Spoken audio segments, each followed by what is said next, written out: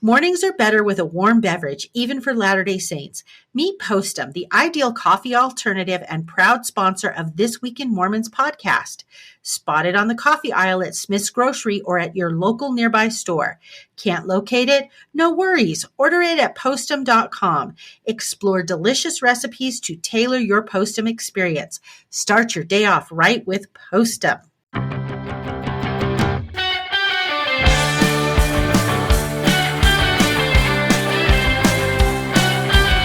Hey, welcome everybody to This Week in Mormons with the twin siblings, Matt and Melissa. Or Melissa and Matt. Hey, listen, if you're the first one that talks, Melissa, you get to say your name first. But if I'm the one talking, for sure, I say my, because it matters to me, Melissa. I know, and it matters not at all to me, so it's yours. Hey, listen, I noticed that you were conspicuously absent from the General Conference recaps. Where were you during General? Well, do you not sit in the conference center at General Conference?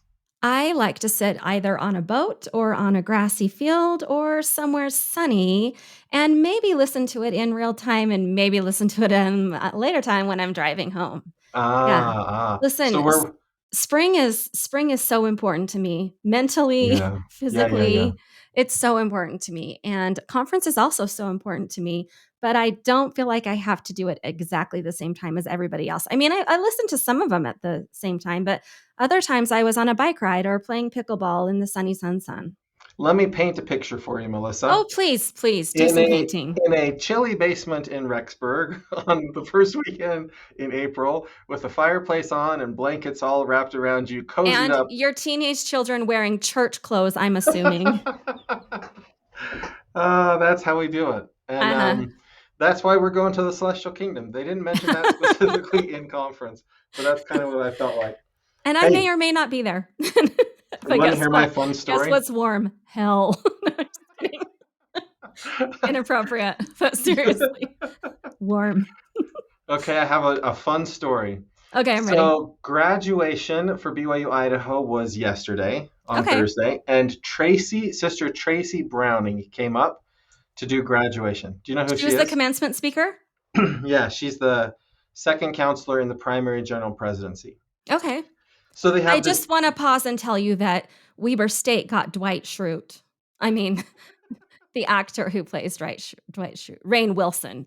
That's who Weber State got, just so you know. That's why they're great. Yeah, great. If I had been at that commencement, I would have said, Dwight, are you Sikh or are you Baha'i? We weren't really sure when we talked about it. We got it figured out. He makes an uncommon number of appearances on our podcast, doesn't he? Little did he know he's now Mormon adjacent. Yep.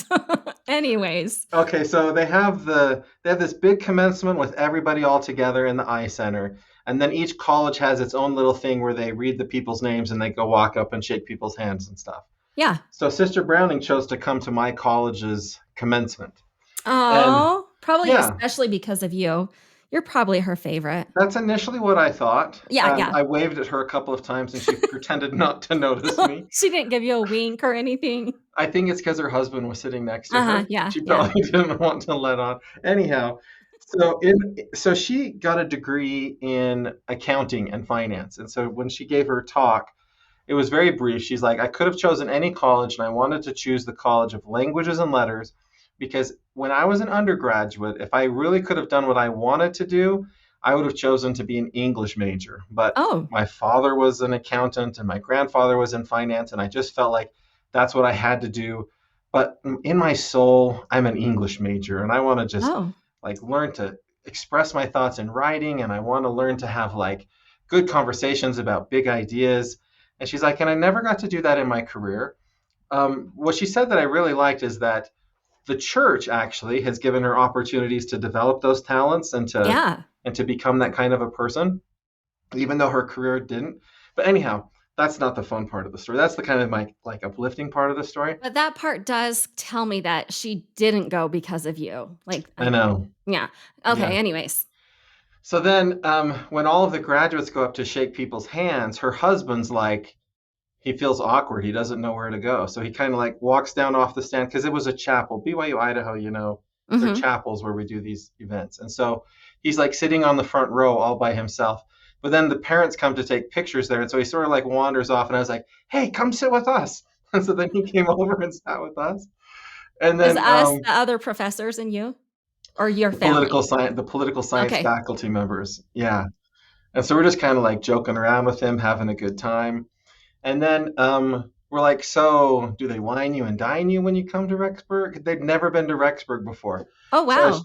I was trying really hard to get them to say mean things about Rexburg, but I think you get trained if you're like a general authority husband and like not say mean Yeah. things about the Well, place. like, and when we interviewed President Meredith, like, he only had nice things to say about his university town. I was like, everybody hates Rexburg. It's okay to say it out loud, but he wouldn't. So I think you're right. I think it's indoctrination/training. Yeah. And so then we were like, okay, so where are you guys going to go eat? And he's like, I don't know. Where is there to eat in Rexburg? And I was like, you should go to a place called Curry Pizza. And he's like, I like curry. I'm like, well, it's a very strange name, but they have pizza and wings there, and they have Indian food there, and you can get fusion like curry and pizza. And he's like, maybe we'll try that. And my my other friend says, what you should do is you should come out to my farm where I milk cows, and you should ride on a cow. And he's like, why would I go ride on a cow? I just thought, how fun. That's very Rexburg. Both of those offers are very Rexburg. I know. Next time he's going to be like, I don't want to sit with the political science people. They're a little irreverent. Yeah. All the students are walking up getting their diplomas, and he's like has to listen to us talking to him about whatever we want to talk about. Yeah. That's kind of fun. That's a fun story. Yeah. Yeah. Is that what you would do? Would you do the same kind of thing? For reals? No. No, I wouldn't. I wouldn't say hello. In fact, I would be like, okay, do I have to stay for the rest of this commencement, or can I leave while the students graduate? Because like, I think I've done my part. I educated them. They can walk. They can have the moment with their parents. I don't need to be here. The first thing he said to me is like, were all of you faculty at that other meeting? I was like, I was there. And the rest of them were like, no, we didn't go to that. He's like, It seemed like it was sparsely attended. I'm like, yeah, well, it's spring. Yeah. Hey, Melissa, we're going to open up the mailbag. Okay. So do you remember last week or last month when we were talking about the Truman Brothers who did a concert at the MTC? Mm-hmm. Yeah. And we couldn't decide if they were in Diamond Rio or not. Yeah, we messed up. We heard about it from a few listeners. It's okay. So I think it's great. I love that our listeners will inform us when we don't know things. Yeah, which is often. They said, I'm sure you heard this. Good effort on the whole Diamond Rio thing. A band founded. That's so nice. Hey, good effort, you two. Good job. So apparently that band was founded in 1982. No doubt our missionaries appreciate a little 80s music in their lives, but Dan Truman is the father of Ben and Chad, who are the Truman Brothers. Okay, yeah. More importantly, they both participate along with their dad in the Nashville Tribute Band, which is a group of LDS Nashville singers sharing their testimonies via their faith-inspired music. Yeah. Have you heard of the Nashville Tribute Band? Yeah, I actually have. I love the Nashville Tribute Band. Well, I'm a country music listener. Like, I really enjoy that kind of music. But they're extremely talented. And it's just a grouping of a lot of different people who do music in other areas of their life. And they come together for the Nashville Tribute Band. And it's fantastic. Are you enough of a country music fan that you watch the Country Music Awards on television? No, I don't watch the Country Music Awards. Why? Okay. Do you have something to share with me? Well, because you could also name any country music song, and I could probably sing it lyric for lyric. We could do that, or we could talk about the awards. Let me think what her name is. There was a host. I can't remember her name. I'm so bad at country music. Mm-hmm. Anyhow, she was wearing immodest clothing as she hosted the Country Music Awards, and people got mad at her because the audience say things like, tweet things like, put some pants on, and things like that. And she said, leave me alone. Oh, was she extraordinarily immodest? Not if you're Beyonce, but if you're Reba McEntire, yes. Okay. Yeah. Okay. Yeah, I was just wondering. That's not what we're talking about, but that does bring me to something. Have you been watching the recent American Idol, the current season? It just kind of got started. Like, I think they're, I don't know, down to like 20 contestants or so. But I just was catching up on it this week because I like me some American Idol. And to make it relevant to our podcast, last year's winner was a member of the Church of Jesus Christ of Latter-day Saints, Tongi. It's a she or a he? It's a he. He goes by Tongi. That's his last name, and he's Polynesian, and he does like the whole ukulele Hawaiian style type No. music. He's So really see, good. He won last year, and he's been making a couple appearances this year. So that's kind of how it's related to our podcast, but not the point I was going to so make. he's definitely going to be in one of the Tabernacle Choir Christmas shows, right? I don't know if he's that kind of a singer, but that would be fun. I Yeah. mean, yeah. We need a new David Archuleta. Okay. Or we could have the current one. I still am a fan. It's fine. But what I was going to say is I noticed on this season, there are so many of the young contestants are super religious and sing like Jesus songs, Oh. like like a surprising percentage of them in their auditions are very much like I'm a Christian singer, or not that they're a Christian singer, although a lot of them are like I'm a pastor singer or I'm a church singer, but so many of them just sing songs about Jesus and faith and God, and they're not Wow. LDS. It's just I feel like it's kind of like a resurgence of something The happening there. Christian rock. The Christian rock is back. Maybe, yeah. Or a lot of them are country too. But anyways, it's just been interesting to kind of see that that's happening. Have you ever heard of the band called Cutlass? That's what No. faith can do? Uh-uh. Okay. That's okay. That's old school Christian Uh-huh. rock. Yeah, Okay. that's the only thing I know in that genre. It's way Okay. old school, and that's all I know. I But hope we get some listener mail about that. actually, nice try. There's a lot more Christian rock out there. Yeah. Well, a lot of the news this week, listener, is about General Conference. Not a big Mhm. surprise. So we're going to do a brief General Conference recap, and then we're going to just hit briefly some of the stories that kind of came out of General Conference. So the first Yeah. thing we have to do is revisit our predictions, because I was definitely right about some very important things and Okay. possibly wrong about some less important things. Let's hit mainly your big error, which I take great joy in pointing out that you did in fact predict that in the session during the actual conference Yes, session that yes, the second coming of the Savior would happen. You had things having to do with like the eclipse and yes, the yes, tabernacle choir wearing white and yes, all yes. kinds of stuff that you in your YouTube rabbit hole decided was going to make it the second coming. And I would like to report to any listener who didn't know that the second coming did not happen. It did not happen. Yeah. Now, there was a video recording of President Nelson's talk. President Nelson was in the conference center, and they Mhm. were watching a video of his talk. And he was going into this history of the Kirtland Temple, and I thought, this is it.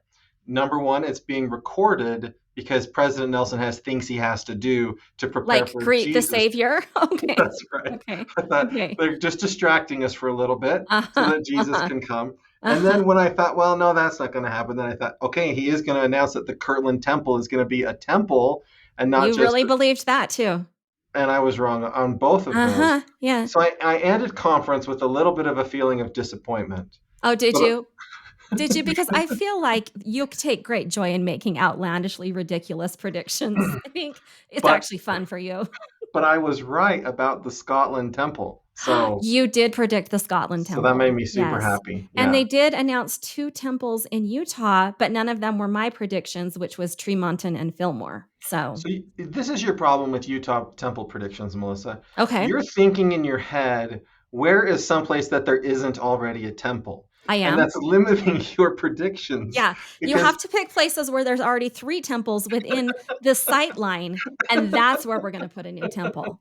You're right. You're Yeah. right. Or Yuma, Arizona. Did you ever go visit Dad in Yuma, Arizona? Okay, that is the smallest town, and it's literally as far south in the United States as you Yeah. could be and not be in Mexico. Right. And it's just this tiny, tiny town. And I'm thrilled they're getting a temple, but I never would have predicted it. No. And their high school mascot is the criminals. Devils? Oh, the The criminals. Yuma The criminals. criminals.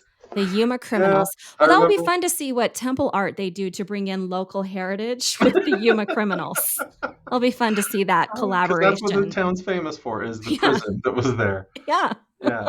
Which, by the way, listener, if you want to go to Yuma, you can tour the prison and you can sit inside a jail cell and remember what it was like back in the day to be in a prison in Arizona. There's so many great things to do in the world. Hey, I noticed a couple more things about conference. They had at least one new hymn, like that I think Yeah. is going to be in the new hymn book, is my guess. So I talked to Mom about this. So there was Our a hymn mother. about There was a Mhm. hymn about sparrows. Mhm. That one is actually an old hymn that's been around for a long time, and it's in Oh, an old hymn book, and nobody ever sings it. And I know why, because it's not very good. I yeah. didn't like that hymn very much. They sang Well, Amazing Grace for the first time ever in General I thought that Conference. was actually really cool. I liked that a lot. Because they're known for singing that song. Yeah. The choir is. Yeah. Yeah. Okay. And then there are some that I think are in the new hymnal. There's Okay. 12 new songs coming out soon. And so I think that some of these were a preview for that. Although one of Okay. them sounded like a primary song to me.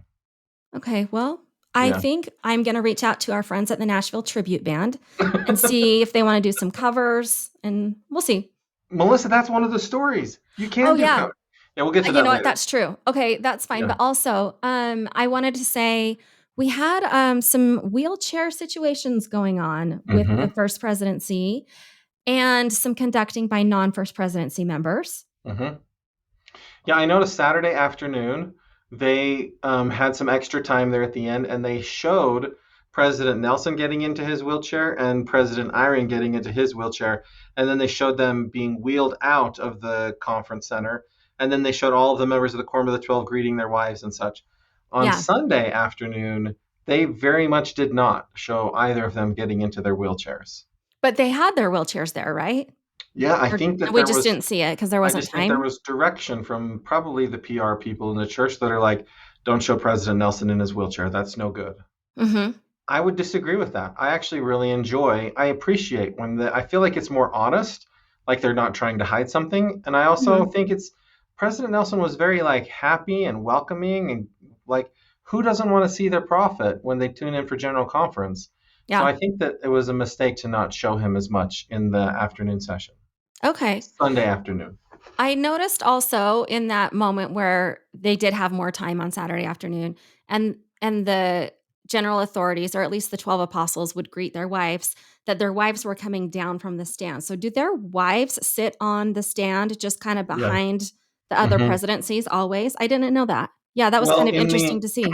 in the old school tabernacle, they Mhm. had a little section on the front row where all of their wives would sit. But Okay. once they built the conference center, there's a section for all of the wives up there. Okay. But did Okay. you also notice the huge age difference between Elder Kieran and his wife and the next youngest? I think it's Suarez and his wife. Like it No, I almost looked didn't. like everybody else in the 12 could be the grandparents of Elder Kieran and his Really? wife. Yeah. There's Huh. a distinct age difference. Huh. There's a big gap Interesting. there in age. Okay. Yeah. Yeah. Okay, well, just to kind of wrap up all the things that happened at conference, the church put out its statistical report like it does. I want you to do some guessing, Matt. So don't click Okay. on any links, but listeners, there's links in the show notes. But how many wards and or branches do you think there are in the church right now? 70,000. Oh no, half. Oh, 31,000. 31,000. Uh-huh. Okay, let's do another guess. Okay. Wait. How many members of the church are there? Total membership? Well, they said that one in conference. So it's like 17 million? Yeah, 17 million. Okay. Yeah. Now I think this is interesting. Okay. I'm going to tell you how many full time teaching missionaries. So this isn't senior service or Service. young service. Okay. This is Oh, full time oh. teaching missionaries. I'm going to tell you how many of those there are. And then you're going to tell me how many convert baptisms we had. Okay. Okay. All So right. this doesn't count new, like I turned 8 and I got baptized. Okay. Uh-huh. So there are 67,000, almost 68,000 full time teaching missionaries Wow. last year. How Wow. many converts do you think were baptized last year, 2023? Well, so when I was on my mission, the number was around 300,000. And I'm going to say they're not as good as we were. So I'm going to say Oh, 200,000. okay. It's right in the middle. It's 251,000. But I think that's impressive because that's like 3 baptisms per missionary per Yeah. year. Yeah. So Yeah. Yeah. that's pretty awesome. Okay, so we got the statistical report.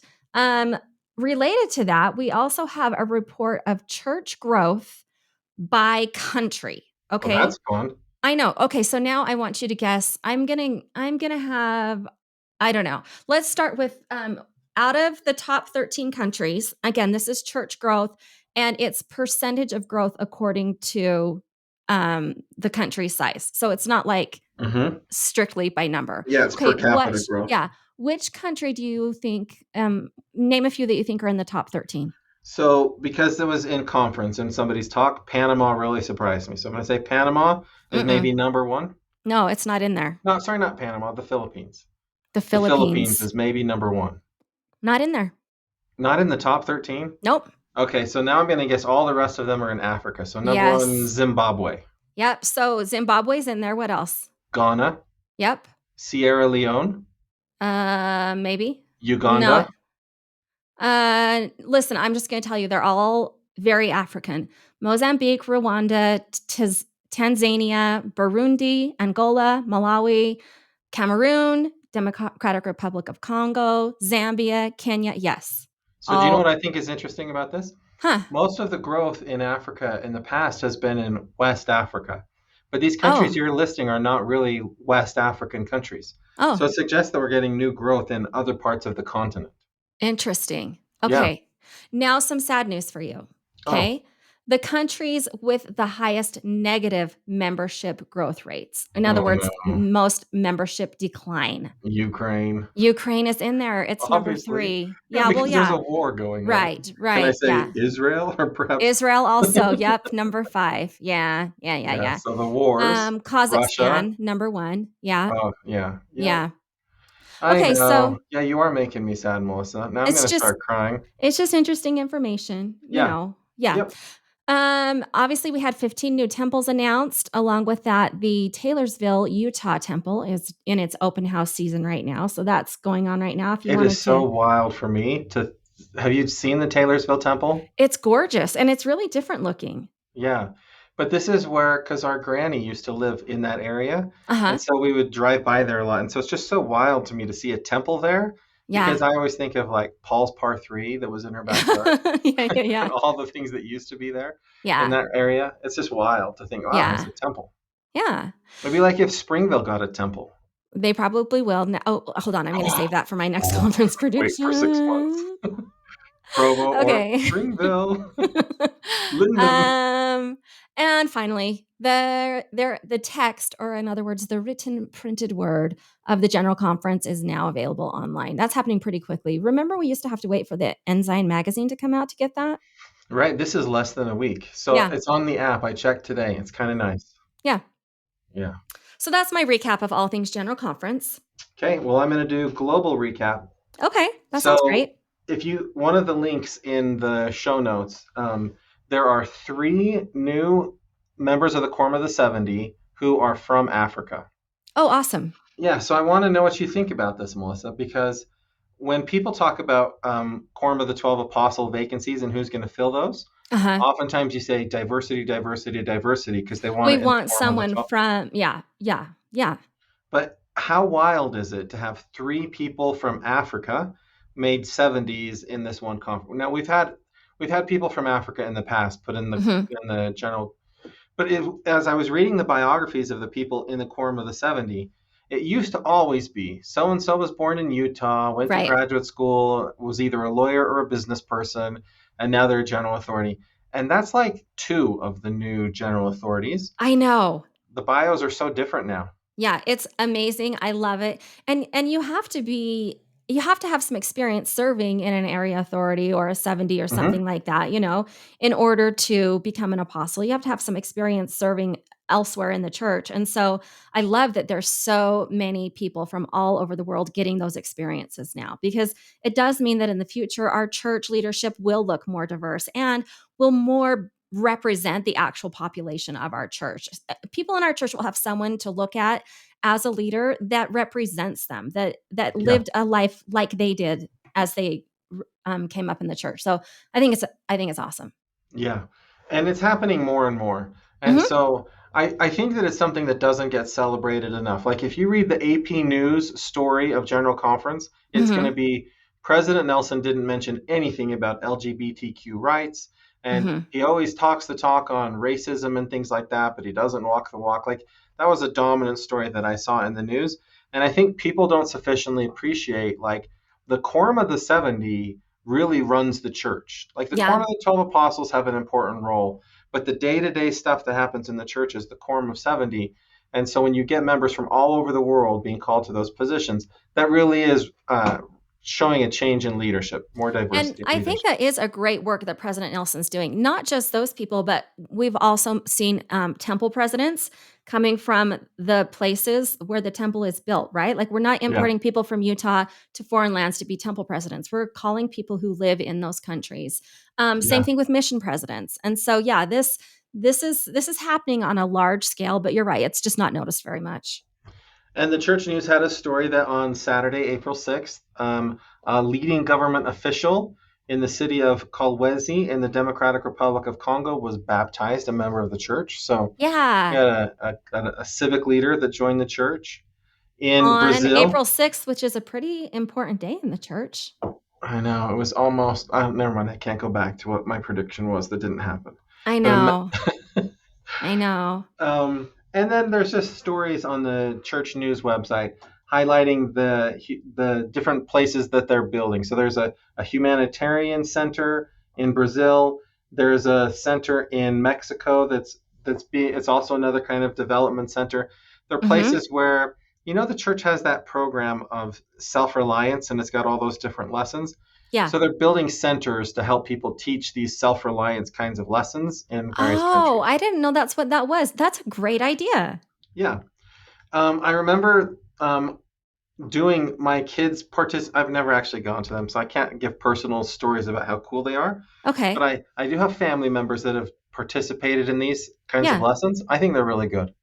Yeah. I think it's been a good initiative by the church to have people who have experience in successful, like they're either good at managing their money or starting a business or whatever, teaching other members of the church how they did that. And I think that's the basic outline for the program. And I think it's awesome.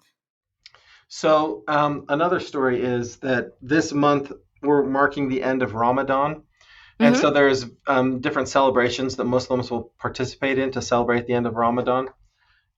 Oftentimes, no, I can't even say oftentimes, but sometimes there's like things that break out into violence at these sorts of festivals because I would just imagine communities clash with each other or whatever. But Huh. a story that would be the opposite of that is a building. Let's see, it's the Tokoradi Yeah, you Ghana said that State well. Center That was good. I think it's Tokoradi is exactly right. Mhm. in Ghana. They allowed Muslims to use their stake center to have a celebration to end Ramadan, which I think Yeah. is great. Yeah. And Okay. and the last one, All right. the last global kind of conference related story is now I don't know if you did this when you were watching conference, Melissa, where you look in the choir and try to identify now who's the one from South Korea, now who's the one from Guatemala, who's the one from the United Kingdom. They But should this have is like a big Chiron arrow pointing to them, not subtle at all. Like it's this one right here. He's our guest. this has been a pilot program, and they've now decided to make it permanent. We will have international members joining the Tabernacle Choir for General Conference from now on. Yeah, it's a great idea. Yeah, I like it. Yeah, I'm glad it's permanent. Okay, wow. Good job, Esk. That was such a great Yeah, recap of all the of big General things Conference. happening. Yeah. Yeah. Okay, Now now it's we time get to to. play your favorite game. I love it so much. Now, Melissa, Yeah. are you a golf fan? Do you love golf? Do I love golf? Nope. Oh, well, so then you don't know that this weekend is the Masters in Augusta, Okay. Georgia. Didn't know that. Nope. Have you ever watched the Masters or paid attention to the Masters? When you say Masters, I don't even know what you mean. I'm assuming it's like the best of the best of? The Masters is a golf tournament in Augusta, Georgia, and Okay. anyone can play it if you're a member of the club, but it's a very elite, exclusive club, and it's a Okay. difficult course. If Okay. you win the tournament, they give you a green jacket, and you get Oh. to be a member of the club for the rest of your life, and it's a great honor to win the Masters. Wow, this sounds very fraternity-esque. Yeah, and the Do club didn't girls get to allow. win? No, they weren't allowed for a long time to be Okay. a part. Yeah, I Okay. think they may have changed that, but possibly not. Well, anyhow, those of our listeners who are into golf are going to know that this is a very special weekend for golf. Okay. So, our famous Mormons is going to be golf themed. Okay. So, I'm going to tell you 3 golfers, Okay. all of whom played golf at BYU Oh, and were like phenomenal golfers. So all 2 of right. them are like in the golfing Hall of Fame, and one of them won the Masters and has a Huh. street named after him in Draper, Utah. And Okay. so you have to guess which of these professional golfers is/was a member of our church? Because Billy Casper's dead. He's no longer with us. But Oh, okay. Okay, I'm going to be so, guessing based solely on the sound of their name. So please oh, pronunciate effectively. okay. So number one, Johnny Miller. Oh, He okay. was not only a great golfer, but he was an announcer for a long time. And I think he hosts a golf tournament in Park City. Okay. Then you have Mike Weir. Okay. Also, you might know him if you have friends that live on Mike Weir Drive in Draper, Utah. Okay. And then you have Billy Casper, who's no longer with us, but great golfer in the 1970s. Which of Okay. those is/was a member of our church? I'm going to go with, because of the last name Miller, related to maybe Larry H. Miller, a well-known LDS person. I'm going to go with Johnny Miller. You're right. He is a member of our church. Also, Billy Casper is too. Oh, so I had a really good odds. Mike Weir is the only one that's not a member of our church. But he has a street named after him. He went to BYU, won the Masters, Utah guy, but Okay. not a member of the Church of Jesus Christ of Latter-day Saints. Okay. Well, that was such delightful content. Thank you, Maddie. Listen, all of our listeners who love this podcast and love golf are going to be so grateful for Yeah. the information I just shared with them. Yeah, I agree. All right, let's do big deal, little deal, no deal. We're going to read a headline. Woo, We're going to woo. decide if it's a big deal, a little deal, or not a deal at all. You can go first. Okay. Mine is, what could unlock LDS church growth in Japan? 2 words, says scholar, green tea. Is that a big deal, a little deal, or no deal? 3, 2, 1. Little Yeah, I say little deal. deal. I can't say Okay. no deal. No. I mean, I'm There's very a interested. Tell me all about it. there's a Church book. growth in Japan. Well, there's a book that just came out from Okay. Greg Koford Books, and in this, the author does a survey of members of the church in Japan. Okay. But he only gets, I think, around 400 people to participate in his survey. Well, how many members do we think there are in Japan that would respond to a I would think survey there's at least 1 million people in members of the church in Japan. that would respond to a survey? Well, so this Okay, is go why on. it's a little deal. And Go then on. he has a couple of questions on there where he compares with some other survey that people did of members of the church. And so Okay. anyhow, one of the things that's different in Japan is green tea is a part of their culture, and they drink it and they enjoy it. And so he argues in this book that if the church were a little more lenient about green tea and members of the church could openly drink it, maybe there would be more church growth in Japan. Interesting. Mhm. Okay, that's interesting. Do you have some takes on that? Do you agree with him? I actually never think that stuff's real. Oh, I mean, I do survey research for a living. you do? I think that people lie a little bit in surveys. They're not always honest about these kinds of things. But Okay. also more than that, if it really is green tea that's keeping you out of the church, then there's also going to be something else that'll keep you out of the church down the road, right? Like, not to say that green tea isn't a big deal or shouldn't be a big deal for people in Japan, because I don't know the answer to that. But Yeah. it seems like everything that is a big deal, like today, there's another thing that's a big deal tomorrow. And so Okay. it's more a matter of faith than it is what the particular policy is. You know what I think? I think this is something that's changing generationally. I think like there's a lot of countries where coffee is very cultural, right? Yeah. Colombia, for example, Costa Rica. Mhm. Yeah. And so like in the past, that's been kind of a thing. Like, yeah, you have to quit drinking coffee to join the church. I think that you can join the church and drink green tea. Like, I don't You know. can't. They won't let you join the church if you No. drink green It's tea. in the baptismal interview. No. Does Yes, it say, it is. do you drink green tea? Coffee, tea, tobacco, and other harmful drugs. So you have to quit in order to be baptized? Yeah. Interesting.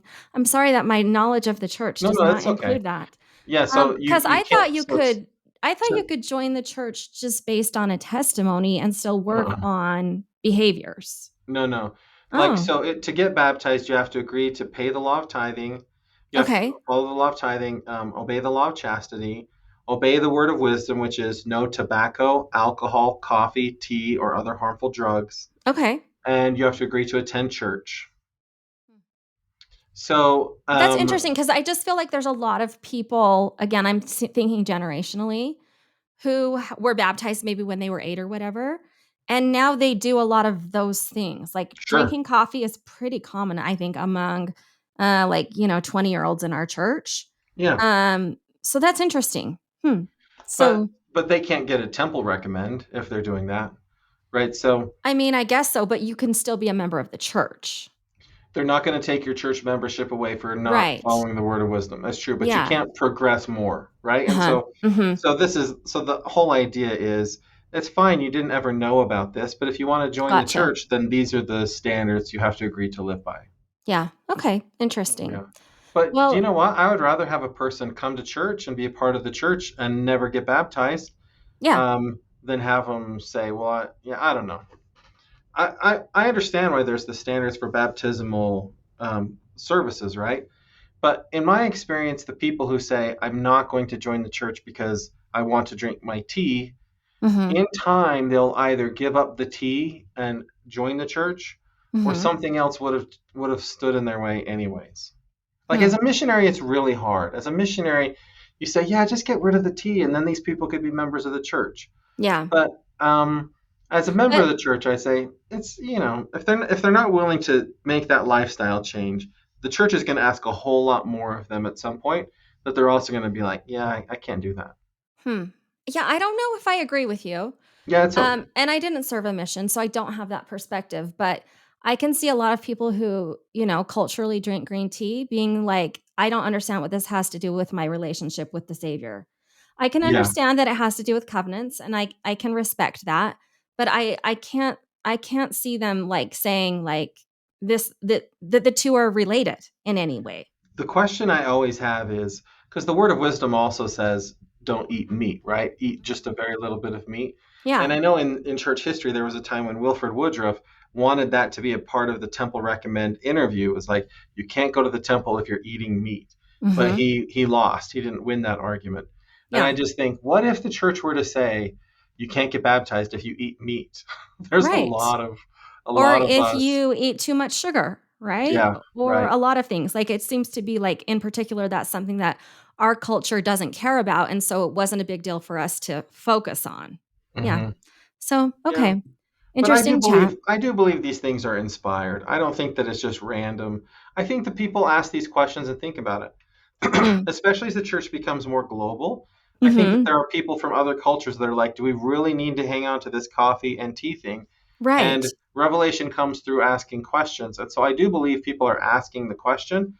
And Hmm. so I think that the fact that it hasn't changed suggests that there's some revelation there that's keeping it that Interesting. way. Interesting. Well, okay. I'm sure we'll talk about this again another time, but Yeah. we're gonna move on to, drug cartels, okay? Oh. Oh. Well, here's another example of how we live in a culture that is extraordinarily different from a lot of people, what they're experiencing on a day to day basis. And this story, I think it actually is a really good telling of that. Wait a I'm minute. going Now to I give you could. the headline. I'm Oh, going to okay. give you the headline. Okay. Drug cartel violence claimed this LDS teen's life. Here's how his congregation responded. Big deal, Hmm. little deal, no deal. Three, two, one. Big deal. Big deal. Yeah, I think Yes. that's a big deal. Yeah, I do too. And I think this is a really interesting story. And listeners, if you have a chance to read it in full, I think you'd enjoy that. There's a link in our bio. But here's the thing, it happened in Mexico. And this is what I mean by culture. Like, this is a border town and they are just gang infested. It Yeah. is like, it is drugs everywhere. It is hard to not belong to a gang, even just like for basic safety, but also financially. And there are obviously members of the church there, but it's a difficult life. And this story starts out talking about actually how difficult it is. The city only has 13,000 people in it, Oh. and on and there's a lot of dueling drug cartels that are battling over this little territory, this little town. And it says on December 29th, it was a terrible day of fighting, and the streets literally ran with blood on December Oh. 29th. Like, Oh. this is how these people are living. Anyways, this is a story about a 19-year-old. His name was, I'm not sure how to say it, but I'm going to say German Fontes.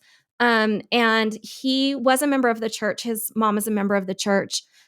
She says she tried to raise him the best she could, but he did end up joining a gang. And he told her, like, I don't know what else to do. I can't make money any other way. And if I don't join a gang, then I'm literally not going to be protected. Again, this is the life that he's living. And so he told his mom that he had no other choice. And of course, she didn't agree with that. And sadly, because of gang violence, he did end up dying on that day, where they again said the streets ran with blood. Wow. What I love about this story is that the way that his ward responded. There were several people in his ward that could have been judgmental and been like, well, he shouldn't have been in a gang and he shouldn't have been living that lifestyle and all of that kind of stuff. But they didn't do that. They supported and loved and strengthened this mother and her family as best they could. They did things like it was too expensive for her to be able to in Mexico, they have a tradition where they decorate the gravestones like with colorful symbols and stuff like that. And so her ward members put that together for her. She still doesn't have enough money to put a name on the tombstone or to decorate it with tiles, perfectly. But her ward members did everything they could to help her get a headstone and to get it decorated, and just supported her in other ways, spiritual ways, emotional ways. And I just thought it was beautiful. A lot of these ward members have also lost children, have also had difficult things, obviously, going on in their life with gangs. I just think we don't understand what it's like to live a different life sometimes. And I Yeah. love that we have people who their faith is so forefront that they look out for each other, love each other, and help each other. That's how it should be. And so I thought it was a Yeah. beautiful story. That's my favorite part about the church is times in my life when I didn't have anyone else to turn to. The church, they weren't always there. There were times that the church let me down, but it's rare. And the people in my ward almost always have been there for me and for my family to help us out. And I think that's the best. For me, that's my favorite thing about the church. Obviously, I love the atonement of Jesus Christ, but to me, that's actually a little bit separate from the church. And so for me, my favorite thing about the church is that the members of the church are just so good and willing to help regardless of the situation you're in. Yeah, and without being judgmental, right? Yeah. I love it. I hope it's like that everywhere. I'm thrilled that it's like that in that particular community. Yeah. I hope that it's like that everywhere. Yeah. Okay, my story is a little less depressing. Uh-huh. Okay, Kentucky, University of Kentucky, finalizes a lucrative 5-year deal with BYU coach Mark Pope. So Mark Pope from BYU, he's their basketball coach, is leaving BYU to coach at the University of Kentucky. Okay. Is that a big deal, a little deal, or no deal? 3, 2, 1. Big Little deal. No, it's the biggest deal of all. Melissa, University of Kentucky is I actually love University of Kansas. So University of Kansas, University of Kentucky, Duke, maybe UConn now. There are only Gonzaga?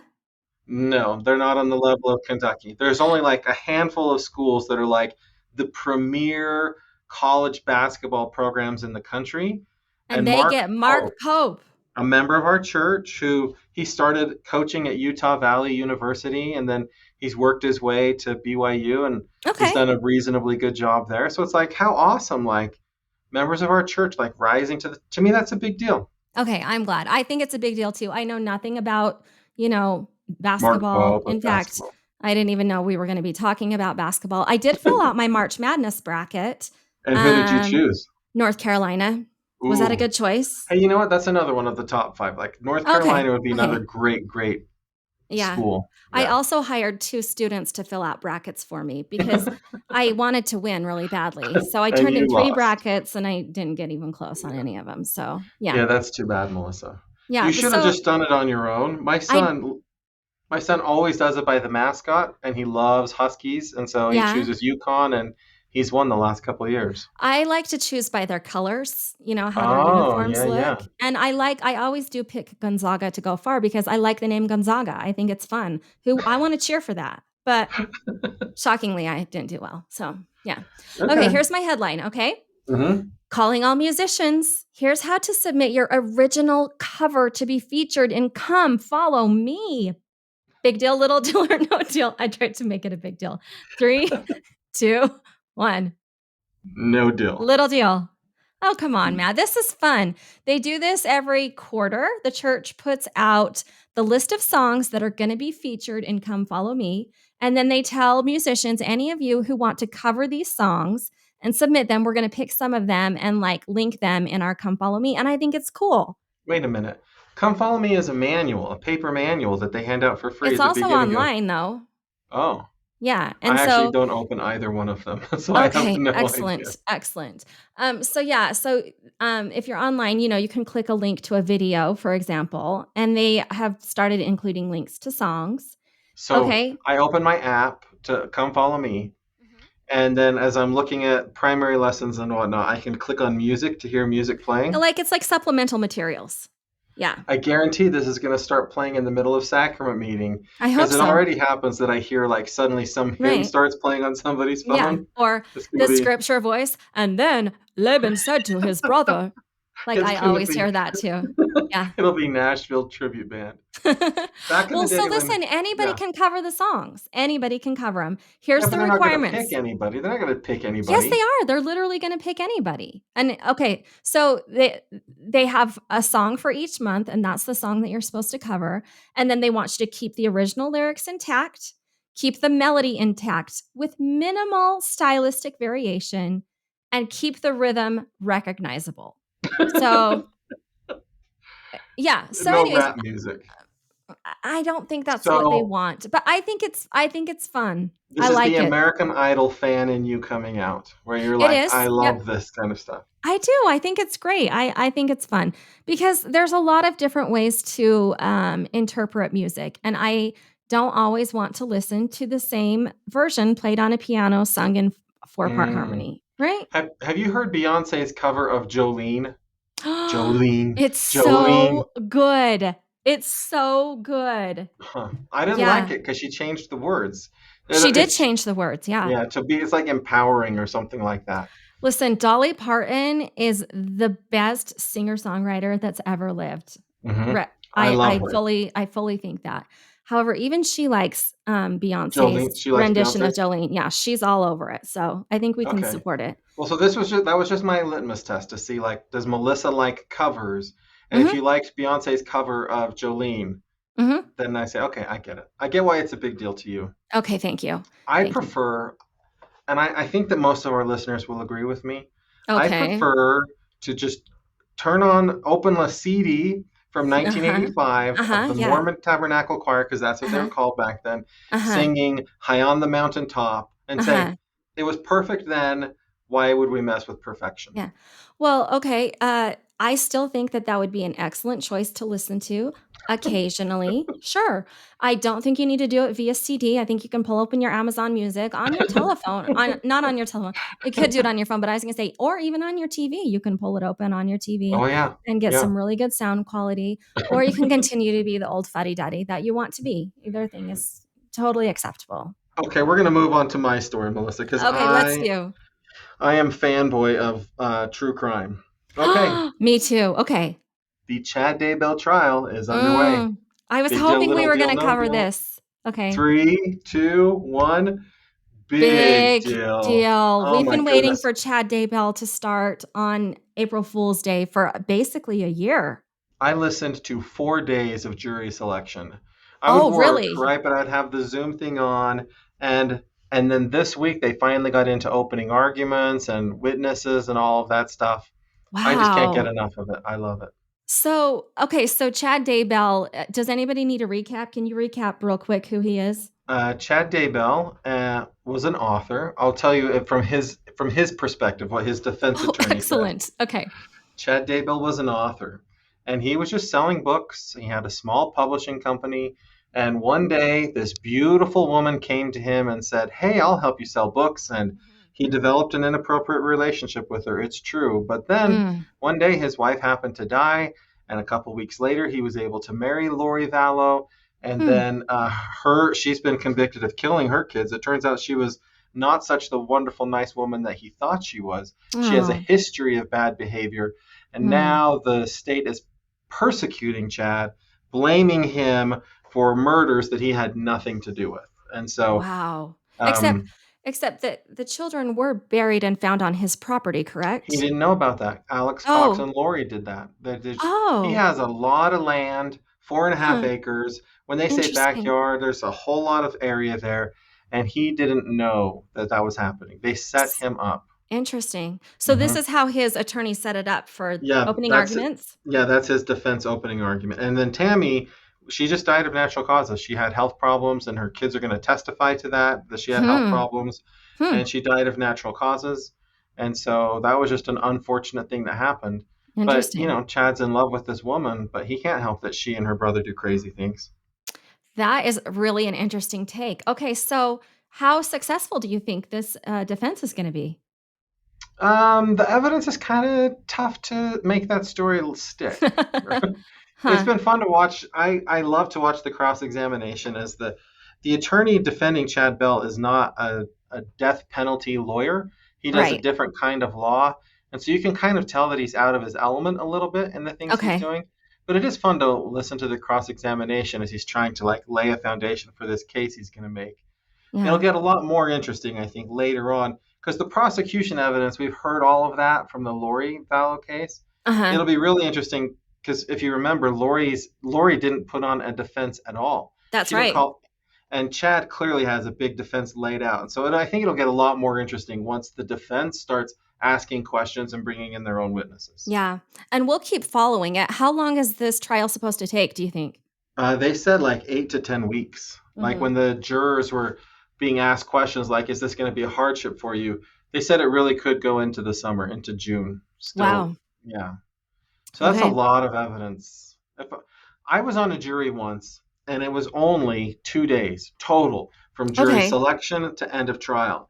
And by the end of that 2 days, I was exhausted. I was like, I Oh, can't take any more evidence. I can't imagine how you get a jury to sit through it that long uh-huh, um, and have them not be exhausted by the end. hmm. Well, I do feel a little bit bad that I'm so drawn into this case because it's a terrible, horrible story. But Yeah. I am so drawn into this case, and there's a podcast put on by an LDS woman. It's called Hidden True Crime, and she Mm, covers the Daybell trial really deeply. But she gets into a lot of what was going on behind the scenes as far as religion, and I do hmm think that religion is deeply tied into this case, and Yeah. so I think it just gives it this really interesting aspect, and I hate what happened, but I am really just I'm mesmerized by this whole thing. Listen, Melissa, with our interviews that we're doing, I have two goals. I Uh-huh. want to sit down with Lori Vallow Daybell at some point, Oh, okay. and Okay. Ruby Frankie. Ruby Frankie's the Okay. other one I want to, because I don't even want to talk to them about the details of their case. I just want to talk to them about their lives Know and them what as was going on. people. Yeah, that's right. Mhm. Because I Interesting. think that what would surprise people is how quickly things just get out of hand. You just think you're living life, you think you're just going along normal, and then suddenly things just go bad. And nobody intends for it to go that bad so quickly, so fast. So I don't know. I could be wrong. Yeah, I that is not my take on the situation, I but think people read a lot into it, right? Like, yeah. yeah, anyhow. Okay. I'm not saying like I'm not trying to say anything about guilt or innocence or justify Right. any of the horrible things that happen. I just think Yeah. it's shocking how like if you talk I watch a lot of these things where they interview so and so about what happened and how did it happen and Yeah. they always say I don't know. I don't know what happened. I don't know how it happened because it Uh-huh. really is just if you're not like being really vigilant about being like on the straight and narrow, Mhm. really bad things can happen really fast. Just Hmm. like a car accident or something like that. Like they just suddenly go south and you have no idea how it happened or how to stop it. Hmm, interesting. Yeah. Well, I would like to interview too because I don't know that I would look at it the same way. But Matt, that's what makes us fun, Yeah, and that's that's right. what's going to make this next topic really fun because we're going to do a Yeah. twin takes segment. Okay, Okay, twin takes so is where we talk about things that we just want to talk about. yeah, whatever we want to say. Yeah. Okay, so you've probably heard the discussion prior to General Conference about changes in the temple garment, possible changes in temple recommend interview questions about the temple garment. Right. It's just been rumored. Yeah, and then there were two talks in General Conference specifically talking about the garment, Mhm. which I don't recall ever happening in my life. I don't recall them ever giving General Conference talks about wearing the garment. Well, I would say the talks weren't specifically about wearing the garment. It was just a piece of a talk in two different talks. Well, and I do think it's interesting that it's Sister Dennis, right? Mhm. Because Yeah. I didn't love the way she talked about religious authority. Mhm. If she wanted to talk about priesthood power, I was okay with what she said about priesthood power being widely distributed, but I disagreed with her using priesthood authority being widely distributed across the women of the church. And then she sort of was using the same kind of ideas as she was talking about the temple garment, which Mhm. is, I don't have any problem with anything she said. My question for you is this. I think I know what you're going to say. Oh, okay. There are two approaches to encouraging people to wear the temple garment. Mhm. One of them says, let's make a bunch of rules and tell people what they are and Mhm. then strictly enforce those. And the Okay. other says, let's teach them principles and let them decide for themselves. Mhm. My question for you is, which one do you think is most effective in helping the most people to wear their temple garments? I see. I see. Well, I don't know the answer to most people, Hmm. but I know that for me, I choose option B, right? Yeah, yeah. Teach That's your approach. principles. Yeah, that's my approach to everything in the gospel, right? Yeah. And I do think that maybe some people like a list and they like a checklist. I don't ever like enforcement of lists. I think that first of all, it doesn't teach agency in the way that I like. But second of all, it's sort of authoritarian, Yeah. and that's not my approach. I think that my problem with this whole situation is is people are saying that the church has said things that they haven't said yet. Yeah. Okay, Well, so somebody said it in some state conference or something like that, right? yes, yeah, yeah, yeah. Yeah. Um, the person who said it in state conference, I don't really appreciate it being a man specifically shaming women, right? Which is what he Hmm. did. He was Hmm. only talking to the women, and we know that because he said, instead of wearing your garments, you're just wearing yoga pants most of the days of the week. Okay. Yeah. So that's specifically directed at women. A, B, it's so weird. I can wear my temple garments with yoga pants. Hello, Yes, you my can. friend. Yes, Hi. you Like, I can. don't know what you're getting at, but it Yeah. feels shaming, right? And I don't like to be shamed, but especially about a man, especially about my clothing, but also my covenants. Like that doesn't feel comfortable to me. Hmm. Um, the other thing is that I do feel like the church does give good instructions on temple garments, but Yeah. I don't feel like it's necessarily exactly the same information given to everybody all of the time, which I think is okay.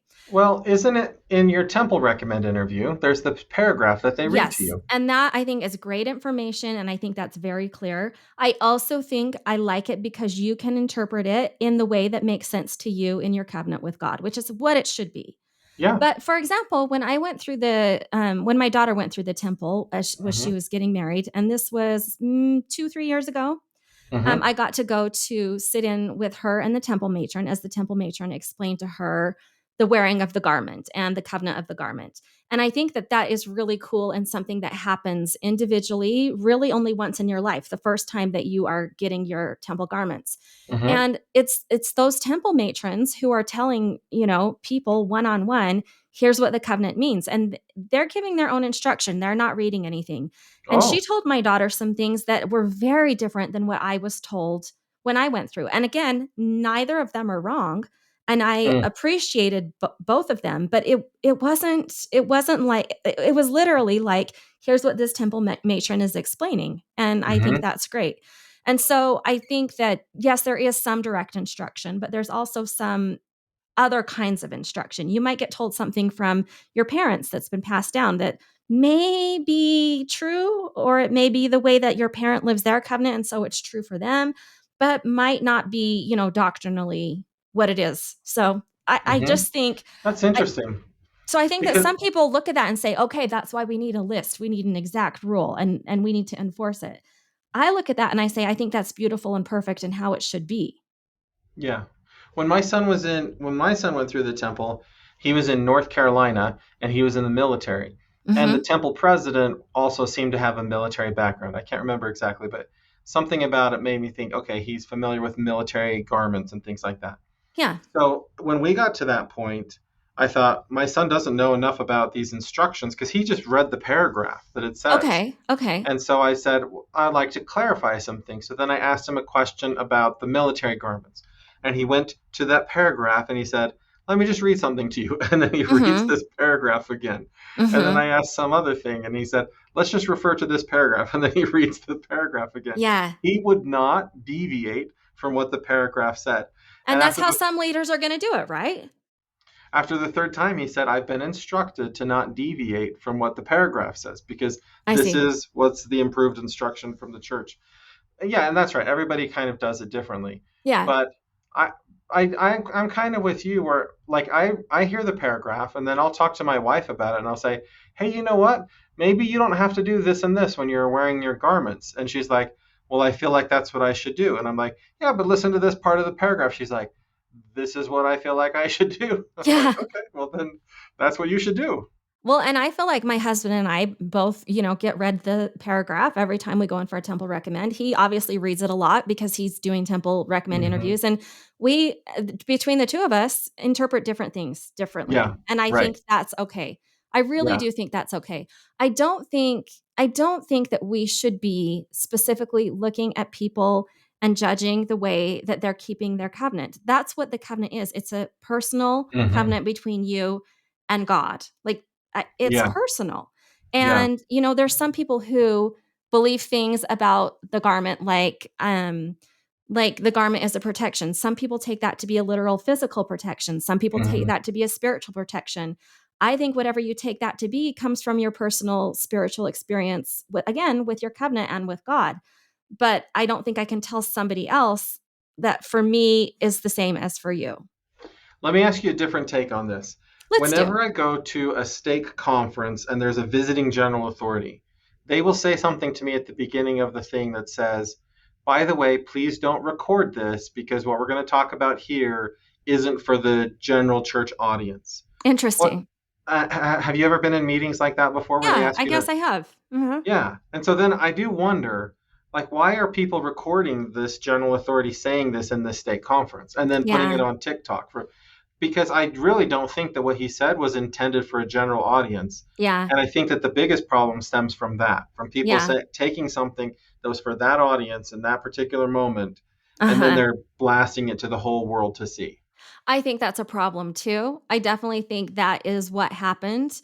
Yeah. Um, yeah, I mean, Because you could feel inspired to say something to a particular that congregation. you have authority over, right, to Yeah. get inspiration for. Yeah, for sure And you it's can do not for that. everybody. And so Yeah. and he might say we're discussing this on the temple committee, but there's way different from we're discussing this on the temple committee to this is what the brethren would like me to share with you about the Yeah. wearing of the garment. Yeah. And I did feel like as the garment was discussed in conference, it was discussed as a part of a covenant, which is Yeah. really what I think the focus of conference overall was covenants. Yeah. I do have to say, I think wearing the garment is very different for women than it is for men. I mean, I've heard Oh, so for many men sure. be like, it's no different than regular, undergarments. Well, Well, for for women, men, of course. For men, it it's is not. so different. And there's so Yeah. many things to consider. I mean, Yeah. by the time I get fully dressed, I'm sometimes wearing 3 layers, Yeah. and it's a lot. And there's It's things that also, men can wear that I cannot wear if I'm wearing my garment, but they can as they're wearing their garment. There's yeah. just a lot of things that are different for women and for men. And I know that the church has, tried to do things and tried to make changes. But even just, from that perspective, that's why I just think like, don't stick your nose in somebody else's business because it's Yeah. different for them than it is for you. But we talked last time about how the church with military garments is Yeah. changing it so you draw your or you send it to them and they put the markings on for you or something Mm-hmm. like it's Yeah. very possible because it is also different wearing garments in Idaho where it's freezing cold most of the year than in Uh-huh. Hawaii where it's hot Yeah. and humid most of the year. So Yeah. Yeah. they make these changes all. You just show up to purchase new garments and suddenly it's like, wow, better fabric, wow, better fit. And Yeah. so I think that they're always looking at ways to change it a little bit. Yeah. And I think we just stay focused on the covenant, right? Yeah.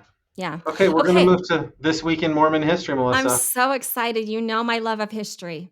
Woo! Okay, so 40 years ago this week, the Community of Christ announced that it would start ordaining women to the priesthood. That was That 40 decision, years ago? 40 years ago. And Wow. now they're Okay. going to have their first female president of the Community of Christ Church. So their Which prophet is a prophet. That for them. Okay. is a woman. So they've been ordaining women for 40 years. I didn't Yeah. realize it had been that long. This is the Yeah. church that we bought the Kirtland Temple from, right? Yep. Yeah, they Yeah. used to be called the RLDS Church. Yeah. But they changed their name Okay. to Community of Christ. And they've already announced who the next prophet president is going to be. They kind of have Yeah. like a lineup or something. Their Quorum of the 12 does it kind of the old school way where they get together and they vote on who it should be. So it's not Oh, okay. necessarily a succession thing. So it's not like somebody dies. Somebody resigned. I don't know. Okay. I don't think this person died. I think they resigned. Okay. You can do that in their church. Okay. Yeah. All right. Great. Okay. Okay. 20 years ago today, Okay. sticking with controversial things. Okay. Despite a directive from Mormon leaders to stop the practice of baptizing Holocaust victims for the dead, a New York Jewish organization was so outraged that it asked U.S. Senator Hillary Clinton to intervene, prompting a meeting in early March between the former First Lady and Utah Republican Senator Orrin Hatch, an LDS Church member. Ernst Michel, chairman of the New York-based World Gathering of Jewish Holocaust Survivors, said he asked Clinton to intervene to force the LDS Church to abide by a 1995 agreement to stop the posthumous baptisms. So, did you know that we were baptizing Holocaust victims? I never thought about it. Yeah.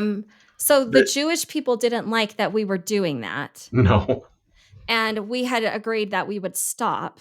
Yes. And then they thought maybe we hadn't stopped, so they called this big political meeting. We definitely had not stopped. Oh, okay. It's kind of fun. So we have an ancestor, Zerah Pulsifer. Uh-huh. He went through the Nauvoo temple and received his own endowment.